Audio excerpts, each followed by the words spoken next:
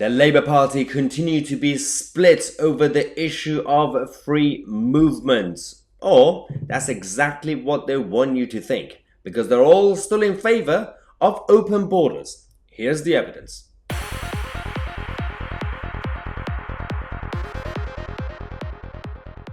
Welcome back to the channel, ladies and gentlemen.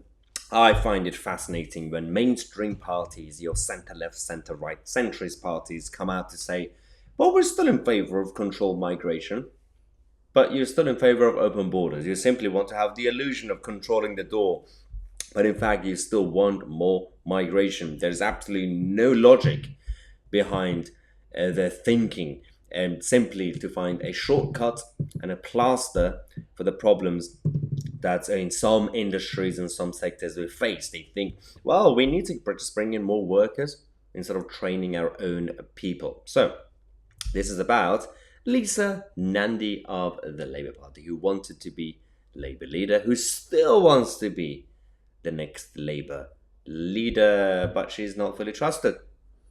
Interesting enough, her colleague Keir Starmer is also not trusted, but he's party leader.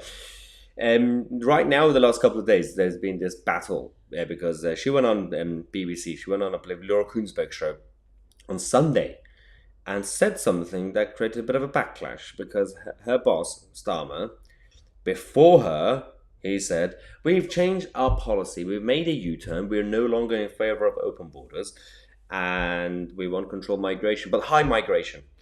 She went on TV, said something that kind of ruined that narrative. And since then, over the last couple of days, the Labour Party have been all over the place. Let's go to the question first. John, for the leadership of the Labour Party in 2020, promising that you would protect freedom of movement, Keir Starmer did the same, promising he would defend freedom of movement.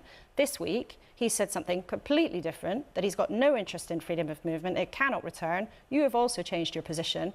How can you attack the Conservatives for chopping and changing and going backwards and forwards when actually you've done exactly the same thing? It's quite rare to say this, but Laura Kuenssberg, that's a fair question. I've always believed in freedom of movement, but only if it's allied to a strong investment in the skills and the opportunities for young people here in Britain. So we haven't changed our position in that respect. What we have changed is... You've completely changed your position. as Laura was about to say as well. It makes no sense. So firstly, you already said the policy hasn't changed. Your ideology hasn't changed. You're simply going to the next general election campaign. You're going to be lying to directly to the public, because you've already exposed yourself right now on TV, and national TV. So when you guys start getting Labour leaflets, when you guys getting Keir Starmer going on TV closer to the election time saying, no, we're not in favour of open borders and free movement, you can use this as evidence that they never changed their ideology. They can't change their ideology. They're simply lying. And once they're in power, they could do whatever they want, because she did say, we're still in favour as long as blah, blah, blah, blah, blah, blah, blah. That makes no sense. You're still in favour. They want to use it as a plaster. That's what she meant. Well, as long as it brings in investment.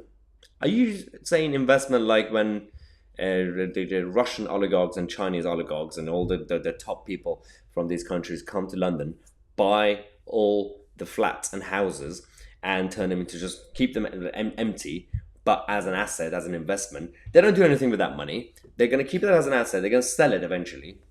And they're going to take that money back to China or back to Iran or back to Russia or wherever they are, even France, right? This is not really an investment that's helping the UK. This is the whole thing's based on lies.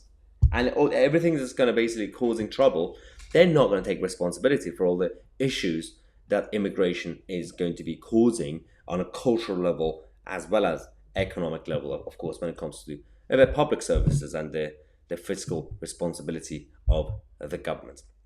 Now, let's take a quick break. We're going to come back in half an hour. We're going to focus on our own idiotic government that is mishandling everything as usual. This is about the PPE situation and the PPE storage situation after the lockdown days. Subscribe to the channel. I'm Tousi, and we are the media.